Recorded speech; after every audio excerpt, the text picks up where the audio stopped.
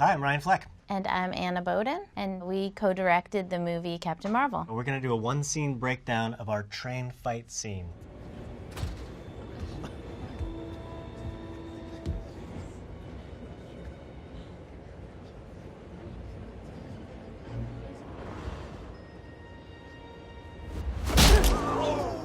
The inspiration for this scene really came out of a movie called The French Connection, which was basically this awesome train chase where Gene Hackman is chasing an above-ground train while trying to capture somebody on that train. In this sequence, we have Nick Fury chasing this train as Captain Marvel's on the train, also chasing a Skrull, which is a shape-shifting alien race. When we were like really early on in the writing of the movie, before we had a script or anything, we were watching movies that really excited us, and we were watching the French Connection scene, and there's like a moment where Gene Hackman, he like gets out of his car and he runs up on the elevated train station and he looks around and he's looking across the train trying to find the guy, and we were like, how interesting would that be if you were chasing a Skrull and it could literally be anybody, because Skrulls can shapeshift into anybody. That was the inspiration for, Captain Marvel getting on this train, checking people out, but not knowing exactly who she's looking for.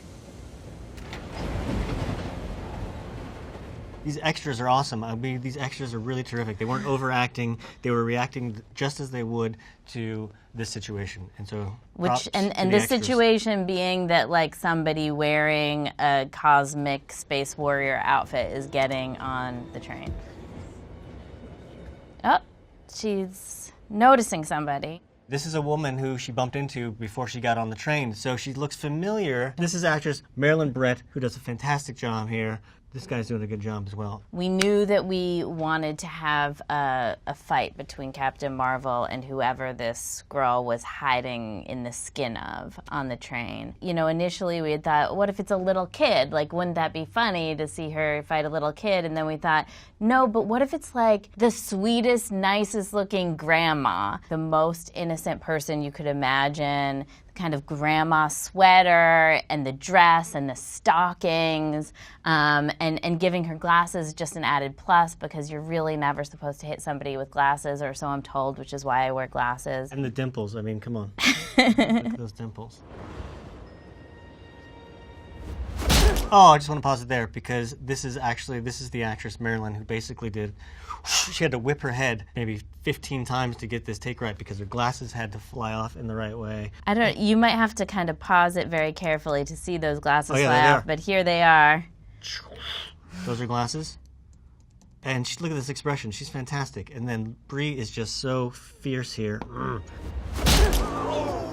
And this is one of our favorite extras. When we played this for test audiences, it's like so shocking to see your hero punch like a grandma in the face that people aren't like ready to laugh yet. And it's like when this guy's like, ooh, that they really start to laugh. This is very period accurate LA Metro. I mean, there's only really one line in 1995. That was one of the really fun things about this. We actually got to shoot on a real moving metro train. They had shut down like 2 or 3 stops near El Segundo at the time, and we just happened to be lucky enough. And so they let us have it all to ourselves. We had our own metro car that we had been able to kind of prepare for stunts, and we shot this entire fight scene just old school on a moving metro car with like a couple cameras kind of hidden in different places and a couple handheld cameras, and it was kind of an amazing way to start this big VFX driven movie, because this was something that Ryan and I knew how to do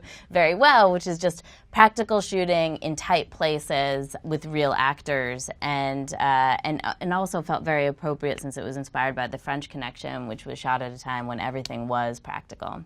And for this particular moment, we were getting audience reaction, so the camera's right where it is here. It's on the camera operator's shoulder. But you're right. We probably had like a camera here, and then we probably had a camera hidden on this side, like right outside of frame here, that was getting other people's reactions, and something that was more like straight down the middle that was getting like a wider shot of a bigger group of passenger reactions.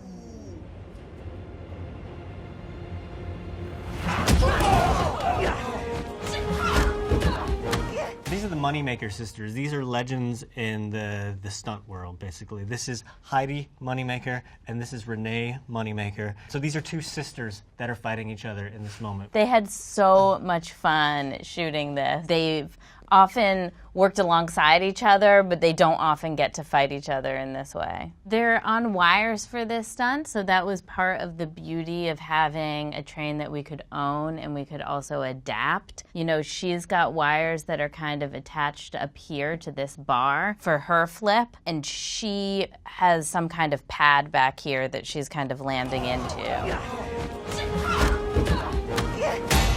These guys, more great extras. Our amazing fight coordinator, who I love, Walter Garcia, he suggested having her dentures pop out when her head hit the thing. So there is an alternate version of this movie that could have existed where her dentures would have popped out at this exact moment. And this, we put in a different pole here so that it could bend and it was soft. Production design was working on the actual interior of the train for weeks, along with our stunt team, to make sure that it was safe for all of the stunts. We are New Yorkers, and there's something that all New Yorkers know about. When you're on the train, when you're riding the subway, every now and then some breakdancers will get on and say, "Ladies and gentlemen, it's showtime." Which people actually do on a moving subway full of normal, non-stunty passengers. And I remember when we were talking about shooting this film and we were suggesting that we shoot on an actual moving train, people were like, I don't know if we can do that with like all the stunts and the fighting. And we're like, look, if these ordinary people can do this on a moving train in New York for real, then certainly our stunt people can do it. And so they took that as a challenge.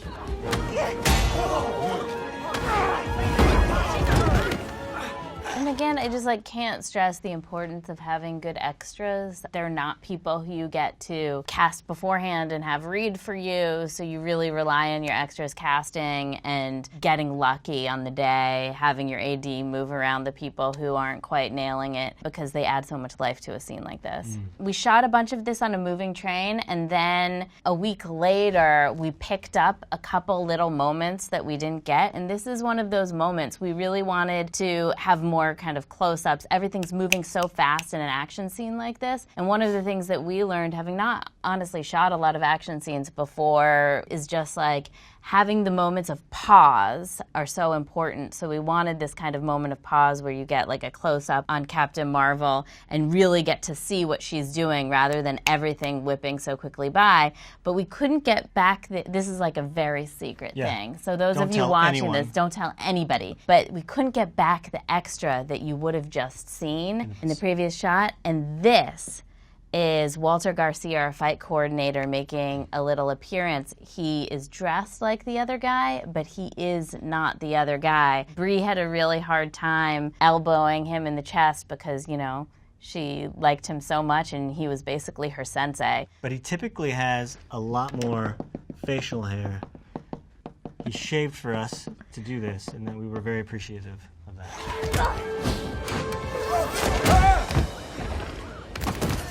And this is another one of those moments, just having the moment of pause when, after she kicks her back, where it's kind of like a moment of it's on before they go at each other again. It just sort of sets a nice sort of pacing and rhythm. So it's not just fight, fight, fight, fight, fight. It's fight, fight, fight. Fight, fight, fight. I don't know if you noticed that, but there was a growl. There was a scroll growl that occurs right here. Scroll growl right there. How do you animate the growl? It's like...